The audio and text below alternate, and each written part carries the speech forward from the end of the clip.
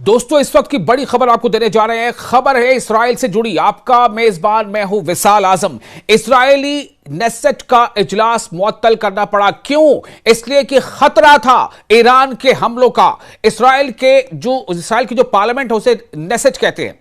तो इस्राइली नेसेट का इजलास मुअत्तल करना पड़ा। ईरान की जानिब से बड़े पैमाने पर मिसाइल हमले हुए हैं। मंगल की सुबह ईरान के मिसाइल हमलों ने मकबूजा इलाकों में शदीद खौफ और हिरास फैला दिया है, सनसनी फैला दी है, दहशत फैला दी है। ईरान का नाम सुनते ही इस्राएली डरने लगे हैं, जिसके नतीजे में नेसेट का इजलास मुअत्तल करना पड़ा।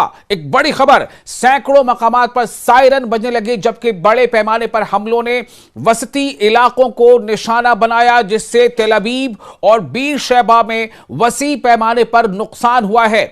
इस्राएली पार्लियामेंट का इजलास उस वक्त अचानक मुअत्तल कर दिया गया जब होम फ्रंट कमांड ने वार्निंग जारी की।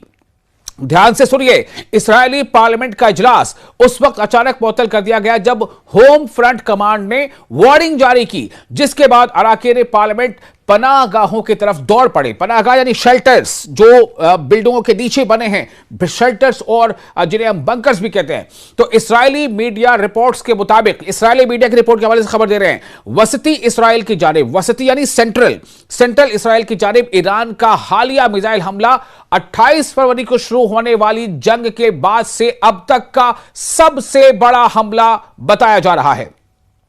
जो इस्राएली अखबार है जिसका नाम है हॉट्स, इस्राएली अखबार हॉट्स के मुताबिक तनाज़े के 25वें दिन भी ईरान की जानिब से इस्राएल पर मुसलसल बमबारी जारी है।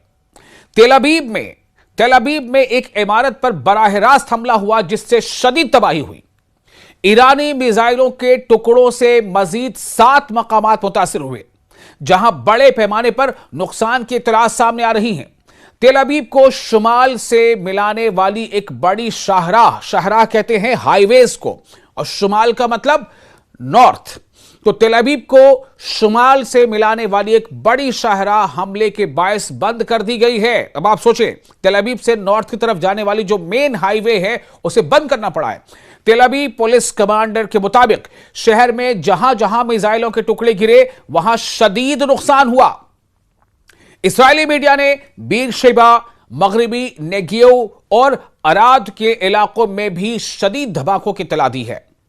जो खबरें आ रही हैं, जो रिपोर्ट्स आ रही हैं, उसके मुताबिक एक ईरानी मिसाइल बीर शेबा में गिरा, जिसके बाद जुनूबी इलाकों में मुतासरा मकामात पर तलाश और इमदादी टीमें रवाना की गई। एक अलहदा वाक़े में इस्राएली मीडिया के मुताबिक बतियाम में एक इस्राएली रिजर्व फौजी पनाहगाह के अंदर मुबैना तौर पर खुद को गोली मारने के बाद मुर्दा पाया गया है। यह भी खबर सामने आ रही है। ईरानी अफवाज अब तक अमरीकी इस्राएली जारहियत के जवाब में तकरीबन 80 मरतबा मिसाइलों और ड्रोन्स के हमले कर चुकी हैं। 80 मरतबा, जो 28 फरवरी से शुरू हुई थी। ईरानी हुक्काम बारहा खबरदार कर चुके हैं कि ईरानी तंसीबात पर, यानी जितने भी ईरान के इंफ्रास्ट्रक्चर्स हैं, ईरानी तंसीबात पर मजीद हमलों की सूरत में रद्द अमल को, यानी रिएक्शन को, रिटेलिएटरी वॉर को मजीद वसअत दी जाएगी। रिटेलिएटरी एक्शन को, जिसमें आबनाए हुर्मुज यानी स्ट्रेट ऑफ हुर्मुज की मुकम्मल बंदिश भी शामिल हो सकती है। यानी अभी तो फिलहाल यह है कि कुछ जहाजों को पार कराया जा रहा है आबनाए हुर्मुज से, लेकिन यह कहा जा रहा है कि अगर जो ईरान के तंसीबात पर, खासतौर से जो अवाम से जुड़े तंसीबात है, पब्लिक सप्लाई से जुड़ी तंसीबात है, उनको अगर अटैक किया गया तो इसके मजीद, यानी कि बहुत ज्यादा बढ़कर इसका हर्जाना भुगतना पड़ेगा इस्राएल और अमेरिका को। यह वार्निंग दी जा रही है। अमेरिका और इस्राएल के उन दावों के बावजूद कि उन्होंने ईरान की फौजी सलाहियतों को तबाह कर दिया है, ईरान की जानिब से ये ताकतवर जवाबी कार्रवाइयां जारी हैं। यानी सीधे सीधे डोनाल्ड ट्रंप हो या नेतन्याहू, अगर उनका यह दावा था कि हमने ईरान की फौजी ताकत को नुकसान नहीं पहुंचाया बल्कि उसे तबाह कर दिया, तो उसके बावजूद अगर ईरान इतने बड़े हमले कर रहा है तो ये क्या बताता है? क्या बताता है? ये बहुत बड़ा सवाल है। और आप सोचें, जिस अमेरिका और ईरान ने इस बात का दम भरा था कि 24 घंटे में ईरान को सबक सिखा देंगे, क्या हुआ? लगभग 1 महीना गुजरने को है, 1 महीना गुजरने को है, और ईरान ने ऐलानिया हमला किया है। ईरान ने पहले से ऐलान किया था कि हम हमले की शुरुआत नहीं करने जा रहे, हमले की शुरुआत हम कभी नहीं करेंगे, लेकिन अगर हम पर हमला किया गया, हमारे सॉवरेनिटी पर अटैक किया गया, तो हम उसका भरपूर जवाब देंगे, भरपूर। और साथ ही यह कहा गया था कि अगर अमेरिका इस हमले में शामिल हुआ तो ईरान ने यह ऐलान किया था कि हम अमेरिकी अहदाफ को, अमेरिकी टारगेट्स को जो मिडिल ईस्ट में हैं, हमारे अलग अलग देशों में, हम उन्हें भी निशाना बनाएंगे। जैसा ईरान ने कहा था वैसा ईरान ने किया। ईरान के जो रहनुमा हैं, ईरान के जो फौजी कमांड के सरबराह हैं, वो इस बात को भी दोहरा रहे हैं कि अमेरिका और इस्राएल ने स्कूलों पर हमला किया, हमने नहीं किया। अमेरिका और इस्राएल ने स्कूलों पर हमले करके छोटी छोटी बच्चियों को मारा, जिनमें 170 से ज्यादा बच्चों के इलाका शामिल है, हमने ऐसा नहीं किया। अमेरिका और इस्राएल ने अस्पतालों को निशाना बनाया, अस्पतालों में मरीजों को तकलीफ उठानी पड़ी, कईयों की मौत हो गई, कई मेडिकल अमले की मौत हो गई, लेकिन हमने यानी ईरान ने ऐसा नहीं किया। ईरान ने अस्पतालों को निशाना नहीं बनाया।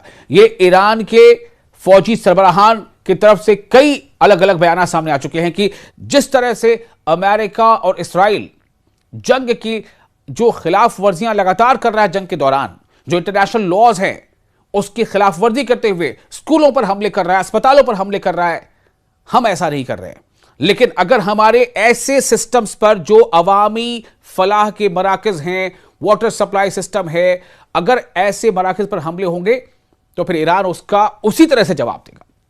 आपको याद है ना, जब ईरान के एक बहुत बड़े ऑयल रिफाइनरी पर अमेरिका का हमला हुआ था, बाद में हालांकि अमेरिका ने कहा कि यह हमला इसराइल ने किया और इसराइल ने इस हमले को करने से पहले अमेरिका को जो है वो इत्तला भी नहीं किया था। ये डोनाल्ड ट्रंप का कहना था, अब क्या सच्चाई वही जाने, लेकिन हमला तो हुआ।